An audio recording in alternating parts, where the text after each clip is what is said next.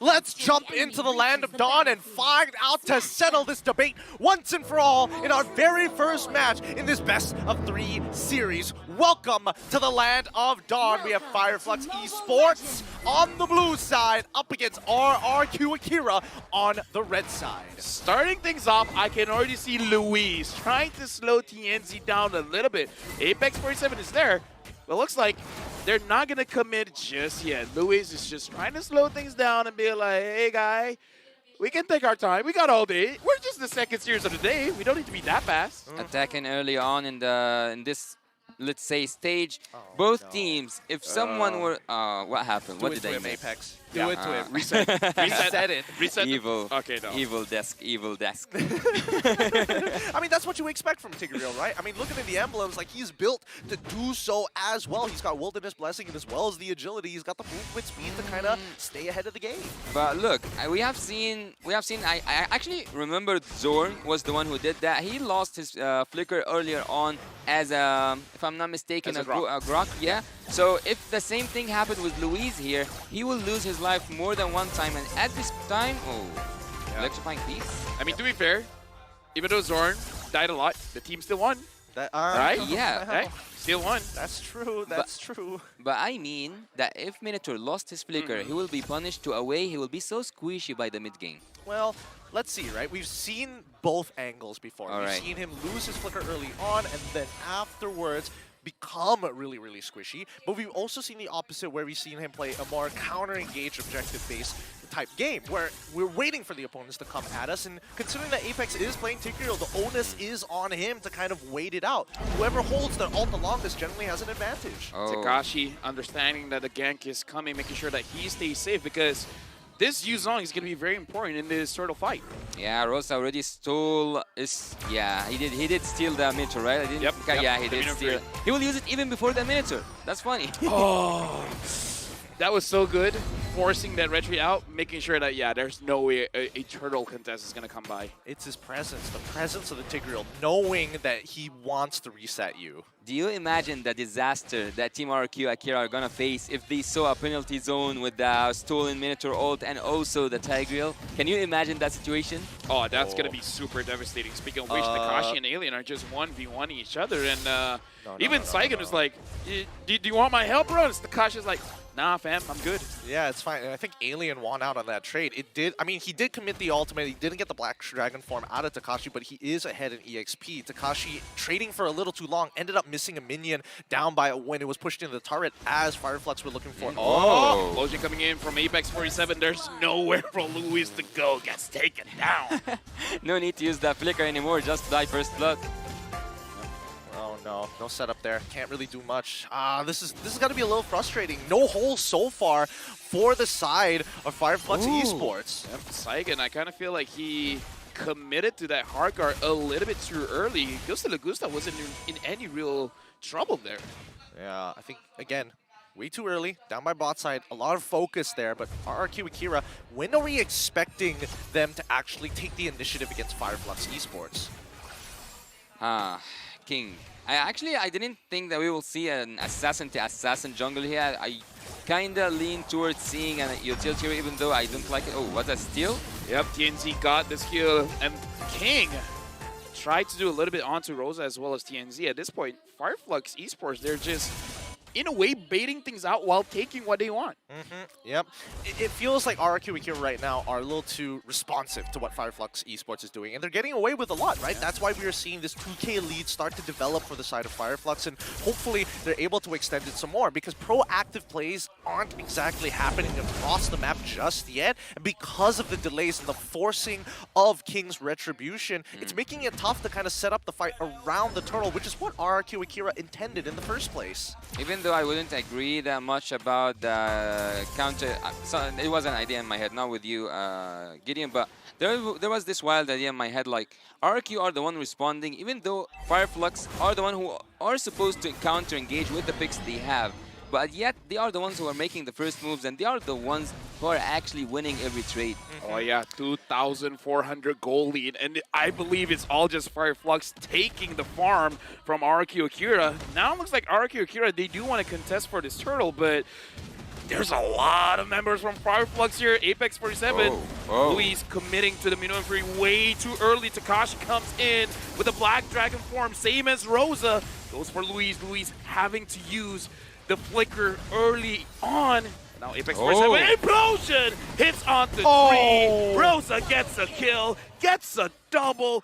Beautiful penalty zone coming in from Alien. Oh, dude, this is hive mind tactics for the side of Fire Flux Esports, right? They were able to steal away the orange buff from RRQ Akria, even though King was on it initially, decided, you know what, I gotta leave. I gotta be by that turtle side for the rest of my team. And Fire Flux, like the hive mind they are, just pull back, send out the appendages, steal away the camp, and rinse and repeat. The whole team moves as one as we jump into this instant replay brought to you by Kadea. Let's see together what happened and what went down for both teams. Oh, look at Apex. Apex just knew the right angle to go in, and that's what I told you about. It's a nasty team fight. The air crowd control coming from the side of team Fire Flux can be devastating to a point that you cannot move, almost get paralyzed. Look at Sunshine's gold as well. He's 1k ahead. He's one item maybe ahead from Gusta Lagosta. Team RRQ, early game losing the hard. I think it's gonna be so hard to bounce back, to be honest.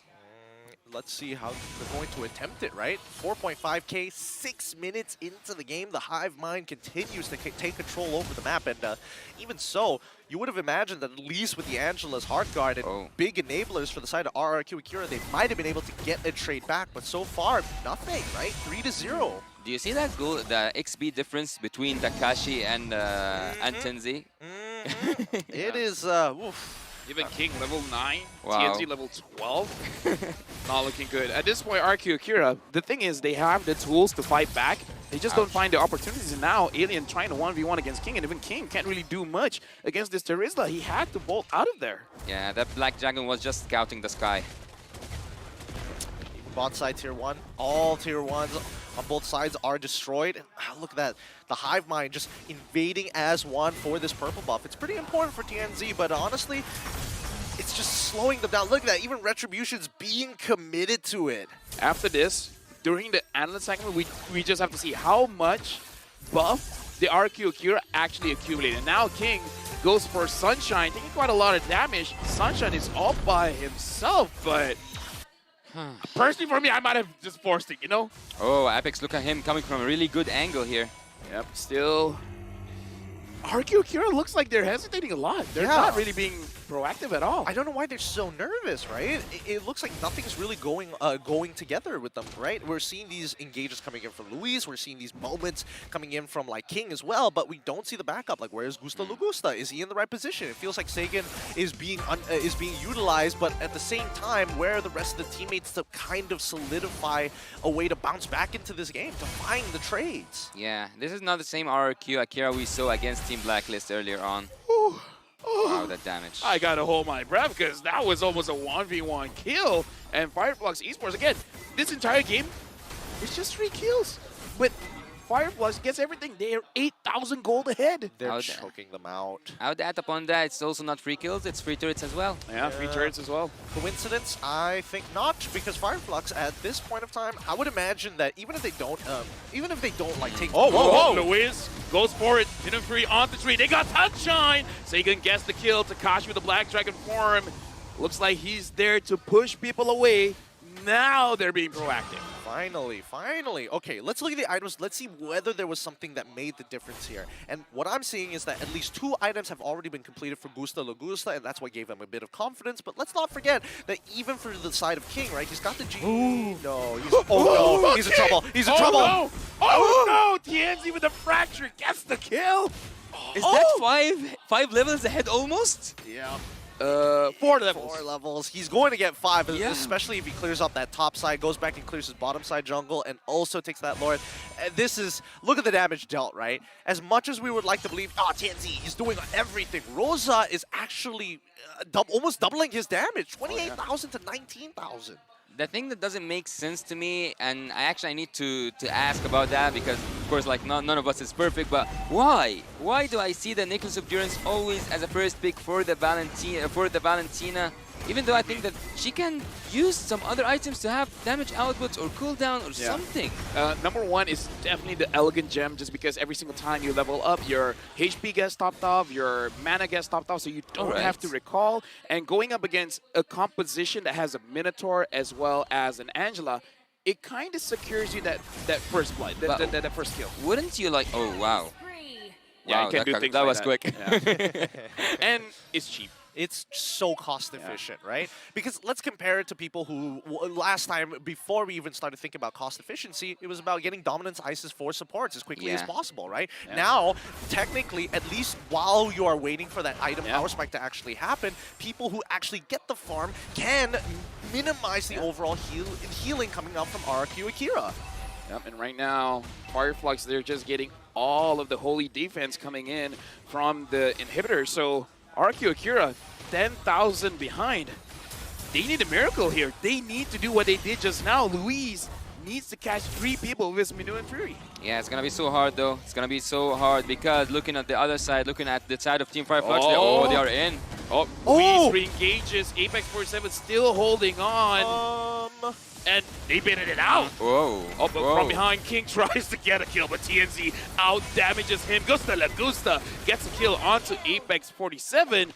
Good engages by both teams. Yeah, really good engages, actually. Fire Flux, they layered that very, very well. They're like, Rosa, he had the flicker, knew that the Minoan Fury is going to get something out of RRQ Akira, and once that trigger was pulled, RRQ Akira bit onto the bait. They forgot about the penalty zone. They almost forgot that Tanzi has an inbuilt cleanse inside of an Apex. He tried his best. He ended up going down, but a 2-for-1 trade for a support, more than worth it, especially with 2 inhibitors. And honestly, all the inhibitors into the hands of Fire Flux and Beauty. 13k gold lead, the biggest one we've seen, 11 minutes going to 12 into this game. That's a huge loss for Team RRQ, losing all the inhibitor turrets just with a matter. Did you see?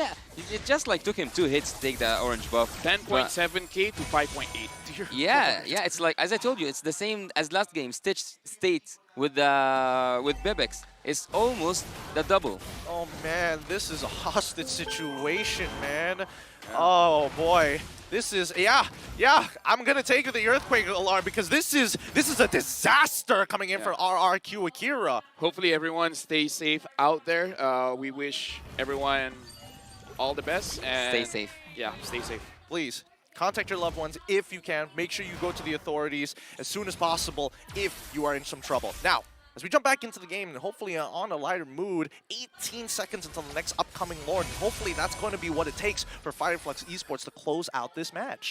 Team RRQ actually needs some kind of a perfect approach. Let's look at the good things here. They do have some crowd control. So they do have a zoning hero. They can reach the back lines. The Gusta La Gusta haven't died yet. So there are some assets for Team RRQ. If they use them well, they might actually pull off one more defense. And by one more defense, they can buy time. And by buying more time, they can get back to the game. Is that a Lord or a buff? That was fast. Yeah, it was fast. Once again, Apex. Implosion. Going in, Luis finds 3, but Luis gets taken down. He took way too much damage.